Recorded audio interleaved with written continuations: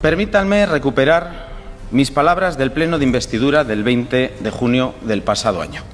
Dije así: es imprescindible tomar conciencia del momento histórico que vivimos, identificar y entender los cambios que se están produciendo en el mundo. Y añadí: en términos históricos, todo parece indicar que asistimos al nacimiento de una nueva era más compleja y más incierta. Han transcurrido 15 meses y creo que me quedé corto, muy corto. Dena ondo egitea zinezkoa da, denean asmatzea ez da posible, baina hori ez da aitzakia. Jaurlaritzaren erantzunkizuna oso handia da. Herritarren bizimoduan zuzeneko eragina dute gure erabakiek. Urratsak emateko eta arriskuak hartzeko garaia da. Denoi dagokigu, denoi. Hauxe da azken finean Euskal Agenda. Herri honen balioak eskuan, herri hau etorkizunera eramatea.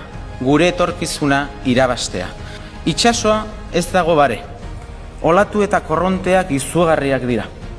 Hau da egokitu zaigun aroa, eta aro honetan ere nabigatzen asmatuko dugu.